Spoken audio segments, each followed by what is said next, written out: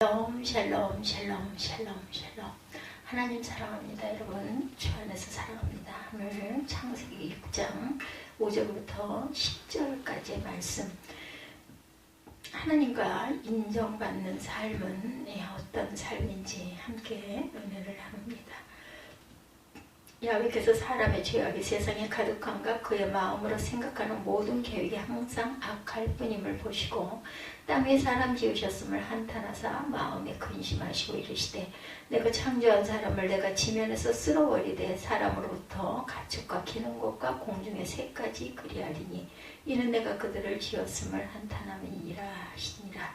그러나 노아는 야훼께 은혜를 입었더라. 이것이 노아의 족본이라. 노아는 의인이요 당대의 완전한 자라. 그는 하나님과 동행하였으며 세 아들을 낳았으니 셈과 함과 야벳이라. 이렇게 말씀하고 있어요. 10절에 세 아들의 이름 셈과 함과 야벳, 모두가 영혼이 잘된 같이 범사에 잘되고 강건한 생명을 얻되 풍성이 얻게 되는 축복이 있으시기를 주님의 이름으로 축복합니다.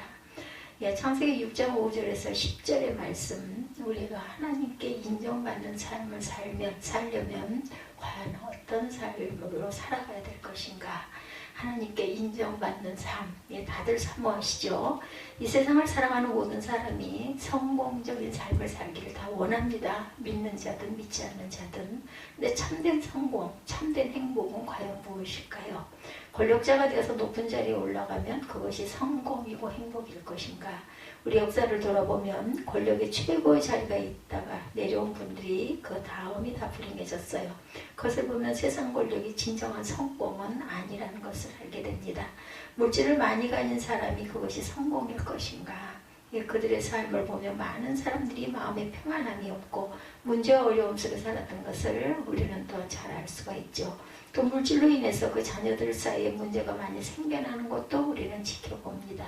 세상이 인기 명예를 얻어서 그것이 성공되고 잘 되는 것일까요? 그들의 마음이 공허해져서 마약에 손을 대고 우울증에 빠지고 이런 것들을 보면 결국은 또한 그 인기와 명예를 얻는 것이 성공이 아니구나라는 것을 또 하나 알게 되죠. 진정한 성공은, 진정한 행복은 하나님 안에서만 찾아볼 수가 있겠다. 우리는 하나님의 형상대로 지음받은 영적인 존재이기 때문에 하나님 안에서 진정한 성공을 발견하고 진정한 행복을 찾는 주님의 귀한 자녀들이 되어야 할 줄로 믿습니다. 예수를 잘 믿고 하나님이 기뻐하시는 삶을 살아갈 때 그것이 행복이고 성공이겠죠. 하나님 앞에 칭찬받고 칭찬받는 삶을 살아가는 것이 성공이고 복의 복인 줄 믿습니다. 하나님과 동행한 노아죠. 그러기 위해서 우리는 늘 하나님과 동행해야 되겠다. 성경에 노아가 나오는데 노아는 하나님과 동행하는 삶을 살았어요. 창세기 6장 9절에 이것이 노아의 조건이라. 노아는 의인이요 당대의 완전한 자라. 그는 하나님과 동행하였다. 이렇게 말씀하고 있습니다. 노아는 의인이었고 완전한 자였고 하나님과 동행하는 하나님의 사람이었다. 우리는 하나님과 동행해야 합니다. 내 뜻과 내 고집대로 살아가면 문제와 고통과 어려움을 당할 수밖에 없죠. 철저히 하나님 제1주의가 되어서 하나님과 동행하고 하나님을 기쁘시게 하는 삶을 살아가게 될 때 큰 은혜와 축복이 임하게 되겠죠. 365세를 살면서 하나님과 동행했던 에녹은 죽음을 보지 않고 하늘의 들림을 받았어요. 구약의 죽음을 보지 않고 들림을 받은 사람 두 사람이죠. 에녹과 엘리야입니다. 에녹에 대해서 창세기 5장 22절에서 24절에 설명하고 있죠. 무드셀라를 낳으며 300년을 하나님과 동행하며 자녀를 낳았다. 에녹이 하나님과 동행하였더니 하나님이 그를 데려가심으로 세상에 있지 아니하였더라. 얼마나 하나님을 기쁘시게 했던지, 너는 이 죄악 세상에 살지 말고 천국에 빨리 올라오라. 그래서 죽음을 보지 않고 천국에 올라가는 큰 은혜를 체험하게 된 것이죠. 어떻게 우리가 하나님과 동행하는 삶을 살아갈 수가 있겠는가? 우리가 날마다 주님의 말씀을 묵상하고 말씀 안에 거할 때 하나님과 동행하는 삶을 살아갈 수가 있게 되는 것입니다. 시편 119편 105절, 우리가 정말 좋아하는 성경 구절이죠. 주의 말씀은 내 발의 등이요 내 길의 빛이니이다. 주님의 말씀이 내 발의 등이 되고 내 길의 빛이 되는 것이죠. 주님의 말씀이 내 삶의 지도가 되어서 마치 자동차 내비게이션처럼 우리의 길을 밝히 보여주고 그 길을 따라가게 만들어주는 것입니다. 말씀과 동행할 때 우리는 주님과 함께 주의 뜻을 따라 살아가게 되고 주의 은혜 가운데 머물러 있게 되죠. 그래서 복 있는 사람은 어떤 사람인가? 성경 시편 1편 1절로 2절입니다. 복 있는 사람은 악인들의 꾀를 따르지 아니하며 죄인들의 길에 서지 아니하며 오만한 자들의 자리에 있지 아니하고 오직 야훼 율법을 즐거워하여 그의 율법을 주야로 묵상하는도다. 세상이 주는 음성은 우리에게 염려, 근심, 걱정거리들을 가져다 줍니다. 세상이 주는 음성이 대부분 부정적인 얘기고 남을 비판하는 이야기들이죠. 그러나 주님의 음성은 우리를 살리고 치료하고 회복시키고 우리에게 큰 은혜를 가져다 줍니다. 그래서 우리가 늘 말씀을 듣고 지켜 행하는 주님의 귀한 일꾼들이 되어야 할 줄 믿습니다. 시편 119편 1, 2절입니다. 행위가 온전하여 야훼 율법을 따라 행하는 자들은 복이 있으며 야훼 증거들을 지키고 전심으로 야훼를 구하는 자는 복이 있도다. 말씀을 지키고 주님을 찾고 구하는 자가 복이 있다고 성경은 말씀합니다. 우리가 말씀을 붙잡고 주님 앞에 기도로 나아갈 때 하나님의 복이 우리에게 임하게 되는 것이다.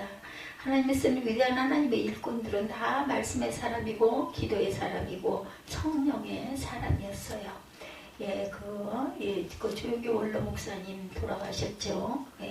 말씀의 종이시고 기도의 종이시고 성령의 종이셨기 때문에 하나님의 위대한 역사를 이루셨어요. 우리가 이 세상을 살아가는 동안 철저하게 주님 앞에 엎드려 기도하고 약속의 말씀을 붙잡고 믿음으로 전진 그렇게 할 때 하나님의 역사를 이루는 주님의 귀한 일꾼들이 되실 줄 믿습니다. 예레미야 33장 3절이죠. 너는 내게 부르짖으라 내가 내게 응답하겠고 내가 알지 못하는 크고 은밀한 일을 내게 보이리라 이렇게 말씀합니다. 내게 부르짖으라 주님께서 말씀하시죠. 우리가 주님을 찾고 부르짖으면 주님께서 우리를 만나주시고 우리의 기도를 들어주시고 응답해 주셔서 절망이 변하여 희망이 되고 슬픔이 변하여 춤이 되고 기쁨이 되고 질병이 변하여 강건케 하는 귀한 은혜를 누리시게 되겠죠. 그러므로 언제나 하나님을 기쁘시게 하고 하나님과 동행하는 삶을 살아가는 저와 여러분들이 되시기를 주님의 이름으로 축복합니다. 두 번째, 하나님의 은혜를 입은 노아이죠. 하나님과 동행하게 되면 둘째 우리는 하나님의 은혜를 입은 복받은 인생이 됩니다. 창세기 6장 8절이죠. 그러나 노아는 하나님께 은혜를 입었더라. 아멘. 당시 모든 사람들이 죄짓고 불의하고 방탕하고 타락했어요. 그래서 하나님께서 그들을 심판하시기로 결심하셨는데 성경이 보니 그러나 다른 사람들은 다 죄 가운데 타락하고 잘못된 길을 갔지만 노아는 그렇지 않고 하나님께 은혜를 입었더라. 우리가 하나님의 은혜를 입어야 되는 것, 첫째도 하나님의 은혜, 둘째도 하나님의 은혜, 마지막도 하나님의 은혜입니다. 은혜가 없이는 살아갈 수 없어요. 먹을 것이 없이도 가진 것이 없어도 하나님의 은혜가 있으면 우리는 잘 살아갈 수 있는 것이죠. 주여 우리에게 은혜를 부어 주시옵소서. 성령으로 충만케 하여 주옵시고 말씀으로 충만케 하여 주셔서 주님 은혜 가운데 승리하는 삶을 살게 하여 주옵소서. 아멘. 날마다 기도하는 저와 여러분들이 되시기를 주님의 이름으로 축복합니다. 노아 시대 얼마나 사람들이 죄를 짓고 타락했는지 성경에 증거하고 있어요. 창세기 6장 5절 6절 13절입니다. 여호와께서 사람이 죄악의 세상에 가득한가 그의 마음으로 생각하는 모든 계획이 항상 악할 뿐임을 보시고 땅 위에 사람 지으셨음을 한탄하사 마음에 근심하시고 13절에 하나님이 노아에게 이르시되 모든 혈육 있는 자의 포악함이 땅에 가득하므로 그 끝날이 내 앞에 이르렀으니 내가 그들을 땅과 함께 멸하리라. 부패한 인생은 심판을 받게 되어 있어요. 죄짓고 불의하고 타락한 인생이 궁극적으로 하나님의 심판을 받게 되고 지옥에 떨어지게 된다. 그러므로 우리가 예수 믿는 것이 얼마나 큰 축복인지 모릅니다. 예수 믿고 하나님의 자녀가 되었으니 늘 주의 말씀 안에 거하고 주의 뜻을 지켜 행하는 주님의 자녀들이 되어야 되겠죠. 우리가 잘못했을 때는 얼른 엎드려 회개해야 합니다.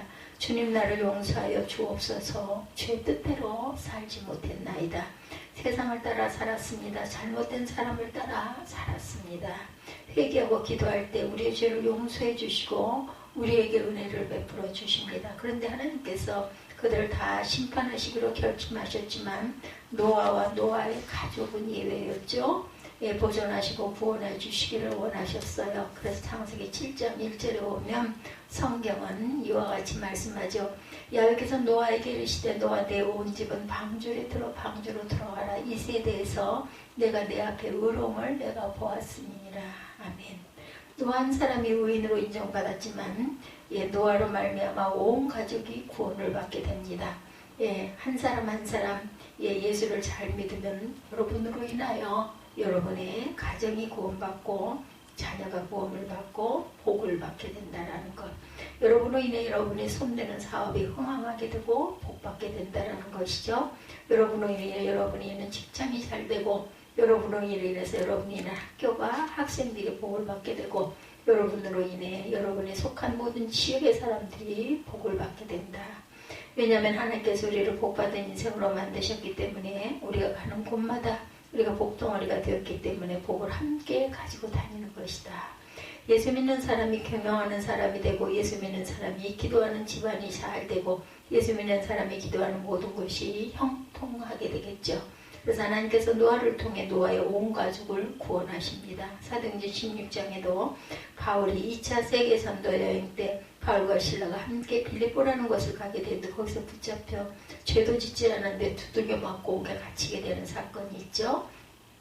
그때 하나님께 기도하니까 옥토를 흔드시고 손과 발에 매인 것이 다 부러지게 만들어 주시고 옥문이 열어 제껴지죠. 그때 그를 지키던 간수가 와서 무릎을 꿇고 이 사람이 보통 사람이 아니구나 하고 고백하죠.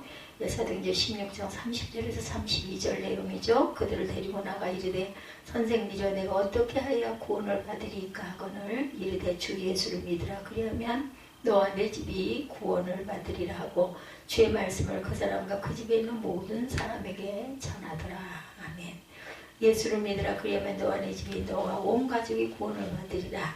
여러분으로 인해 여러분 가족이 예수 믿고 복받는 은혜가 임하게 될 줄로 믿습니다.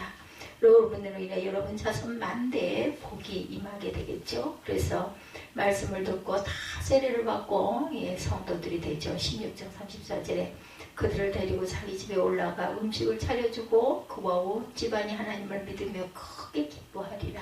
아멘.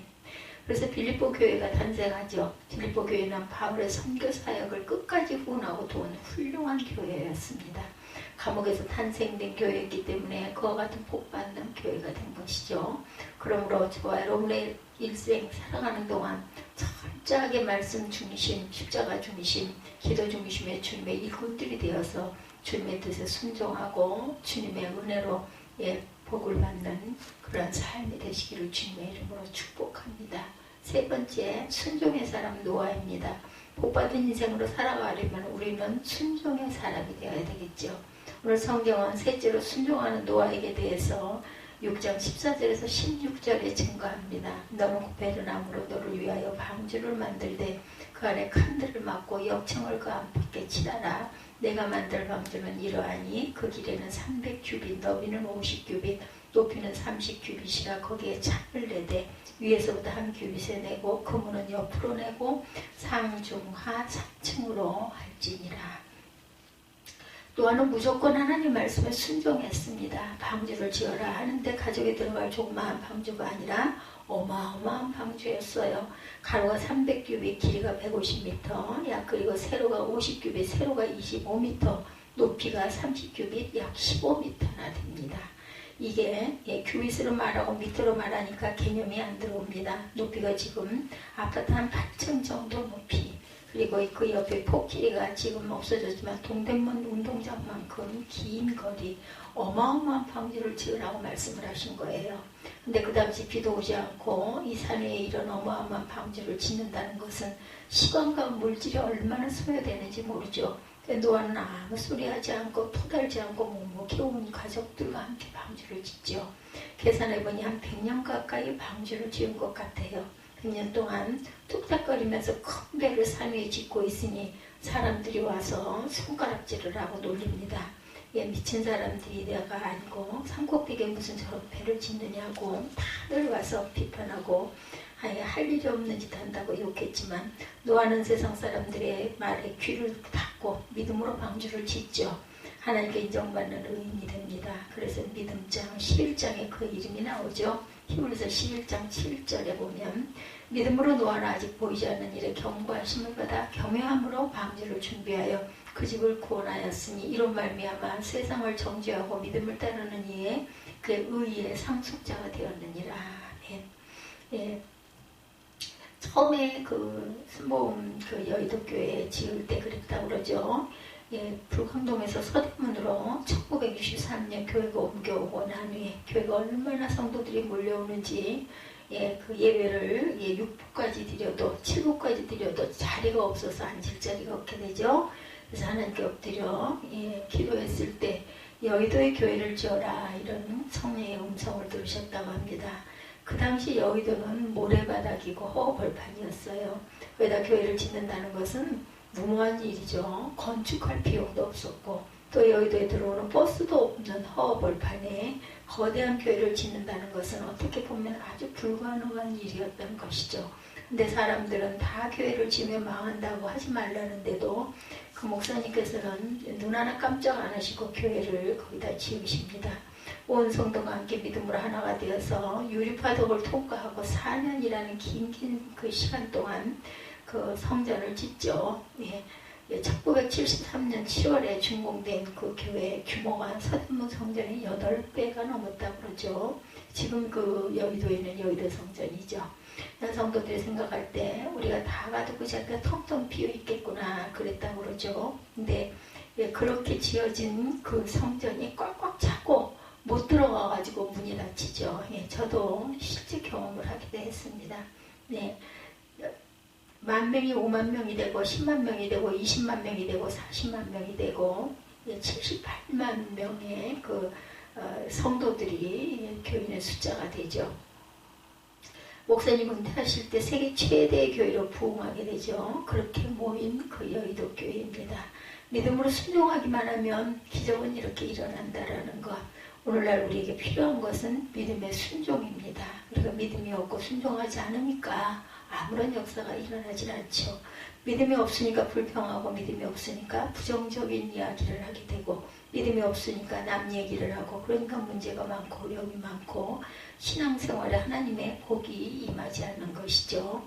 절대 긍정 절대 감사로 믿음의 소리를 하고 믿음으로 고백할 때 하나님의 복이 임하게 되죠. 하나님의 복이 쏟아져 내리게 된다는 것. 하나님께서 홍수로 온 세상을 쓸어버리실 때 믿음으로 순종한 노아와 그의 가족을 그리고 택함받은 가축들이 그 안에 들어와서 구원을 받게 되죠. 10장 창세기 7장 23절이죠. 지면의 모든 생물을 쓸어버리시니 곧 사람과 가축과 기는 것과 공중의 새까지라. 이들은 땅에서 쓸어버림을 당하였을 때 오직 노아와 그와 함께 방주에 있던 자들만 남았더라. 하나님께서 심판하실 때 죄 가운데 있는 모든 자들이 다 심판을 받고 지옥 형벌에 떨어지게 되죠. 그러나 예수를 믿고 구원의 방주에 들어오는 우리는 모두가 구원받고 천국에 들어가게 될 것입니다. 그럼 우리가 때를 얻든지 못 얻든지 우리 주위에 예수 믿지 않은 사람을 주님께 인도해야 됩니다. 언제 주님의 우리를 부르실지 모르는데 주님 앞에 가는 그날까지 우리 주위에 있는 많은 영혼들을 주님께로 인도하는 복음의 증인들이 되시기를 바랍니다. 복음의 증인이 되어 그들을 구원하여 함께 천국에 가게 될 때 하늘나라의 큰 상급이 우리에게 예비되어 있겠죠. 그게 홍수가 얼마나 온 집으로 물로 덮었던지 물이 빠지는데 370일이 걸려요. 1년이 365일이니까 1년여가 걸렸다는 거죠. 3위의 배가 방주가 멈췄을 때 노아가 방주에서 나오자마자 하나님 앞에 제단을 쌓습니다. 예배를 드리죠. 창세기 8장 20절입니다. 노아가 야훼께 제단을 쌓고 모든 정결한 짐승과 정결한 새 중에 제물을 취하여 번제로 제단을 드렸더니 우리의 삶은 언제나 주님 은혜에 감사해서 주님께 예배드리는 삶이 되어야 합니다. 예배 잘 드리는 사람이 복을 받습니다. 어떤 경우에도 예배를 소홀히 하면 우리가 하나님의 큰 복을 받을 수가 없어요. 시험에 들면 제일 먼저 다가오는 것이 예배드리기 싫어지는 것이죠. 시험에 들면 제일 먼저 다가오는 것이 예배에 와도 은혜를 받지 못합니다. 시험에 들면 제일 먼저 다가오는 것이 예배에서 멀어지고 교회에서 멀어지는 것. 예, 여러분 혹시 그런 마음이 생겼을 때 내가 지금 힘들어 있구나 이렇게 회개하시고 돌이켜 예배 중심의 신앙으로 회복되시기 바랍니다. 야곱이 먼 길을 갈 때 광야에 잠을 자다 꿈 가운데 꿈속에서 주님을 만나죠. 그리고 주님의 음성을 듣죠. 깨자마자 제단을 쌓습니다. 그래서 20년 후에 돌아올 때 그는 큰 복을 받는 거부가 돼서 돌아오게 되죠. 창세기 18장 18구절이죠. 야곱이 아침에 일찍 일어나 베개로 삼았던 돌을 가져다 기둥으로 세우고 그 위에 기름을 붓고 그곳 이름을 베델이라 하였더라. 이 성의 옛 이름은 루스더라. 하나님께 예배를 드릴 때 하나님께서 그들에게 복을 주셨어요.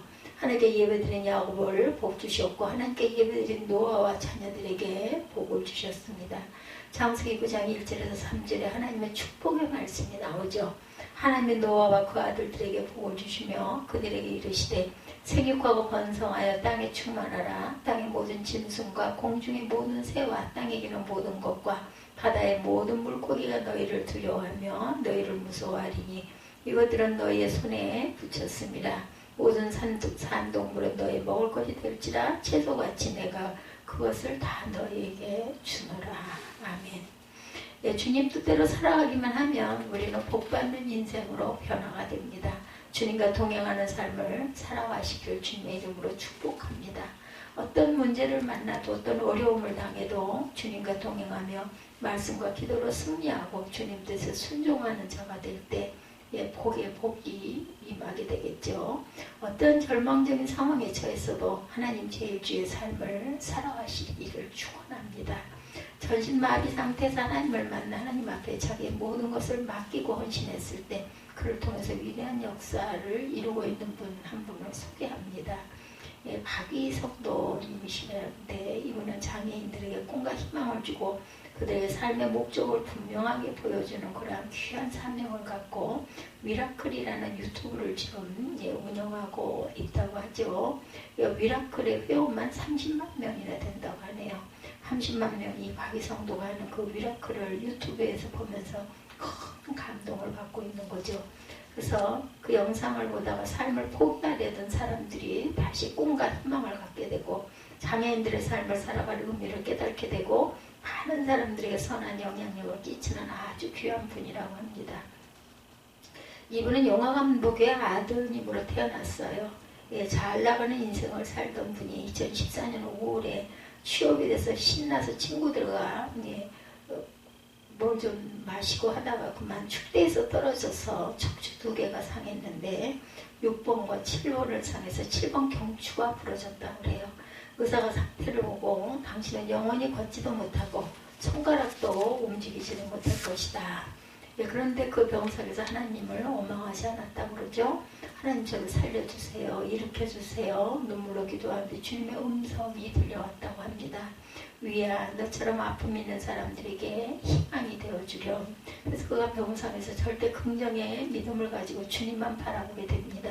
의사는 너는 앞으로 손가락 하나 꼼짝하지 못하고 그대로 이렇게 누워서 평생 지낸다고 했는데 2주 후부터 기적이 일어나죠. 손가락이 움직이기 시작해서 팔다리를 움직이기 시작하고 재활활동을 하기 시작을 합니다. 그래서 그가 걷는 훈련, 팔굽혀 펴기 하는 훈련, 이렇게 훈련을 계속하는 가운데 나중에 혼자 휠체어에도 앉아있을 수 있게 되고 라면도 혼자 끓여 먹을 수 있게 됐다고 그러죠. 그 다음 자기가 휠체어에 타고 굴려가면서 한강을 매일 6km에서 10km 정도를 달렸다고 그러죠. 그래서 자기 이름에 위를 따고 미라클, 라클을 따서 미라클 이렇게 이름을 붙였다고 그러죠. 그래서 모두가 기적을 체험하는 사람들이라는 의미를 가지고 영상을 만들어 많은 사람들에게 꿈과 희망을 주고 있다고 그러죠. 지금 미라클 택시를 운영하면서 탄 사람들에게 또한 간증을 함께 나누고 꿈과 희망을 나눠주는 귀한 사명을 감당하고 계시다고 합니다. 또 경비행기도 타고 못하는 것이 없다고 그러죠. 정말 우리가 온몸이 멀쩡한데 이분을 보면 앞으로 좀 더 주님 위해서 열심히 살아야겠다 그런 생각을 하게 됩니다. 많은 사람들에게 나가 강연도 하고 꿈과 희망을 심어주는 위대한 하나님의 쓰임받는 그러한 사람으로 쓰임받기를 주님 앞에 고백합니다. 전신마비, 저를 세운 건 믿음의 힘입니다. 하나님 덕분에 천국의 삶을 소망하며 살 수 있어 기쁩니다. 이 모습으로 희망을 줄 수 있게 되었으니까요. 하나님께서 오케이 하시면 당장 저를 일으킬 수 있다고 생각해요. 80, 90, 먼 훗날에 일어날 수도 있겠죠. 어렵더라도 희망을 가지고 사는 것과 절대 못 일어날 거야 라고 단정 짓고 사는 것은 분명히 내용이 다르니까요. 사람들이 사는 동안 희망을 놓지 않았으면 좋겠습니다. 이분이 이렇게 이야기했다고 그러죠. 우리가 살아가는 이 일상이 기적이고 은혜입니다. 예, 그분을 보면 절대 긍정의 믿음을 고백하게 되죠. 그분의 간증을 들으면 유명한 목사님들, 아까 그 말씀드린 고 조용기 목사님, 정말 숙보군 이런 생각을 하게 됩니다. 절망 중에 절망을 바라보지 말고 믿음을 붙들고 희망을 바라보며 선포하고 가시기를 주님의 이름으로 축복합니다. 희망을 꿈꾸고 믿고 고백하면 기적은 일어나죠. 전신마비가 돼서 꼼짝 못하고 누워있을 때 이 청년이 전국을 다니며 귀한 희망의 메시지를 전하니 희망의 메시지를 통하여 수많은 사람들이 살아나고 있다는 거죠. 하나님은 변함이 없으십니다. 신실하신 하나님이시죠.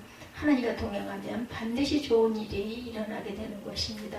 약속의 하나님을 붙잡고 주의 말씀과 동행하며 믿음으로 승리하는 삶을 살아가는 저와 여러분이 되시기를 주님의 이름으로 축복합니다. 반드시 좋은 일이 일어날 것이에요. 오 신실하신 주, 이 찬양을 우리 믿음으로 함께 고백하고 오늘도 힘차게 하루를 시작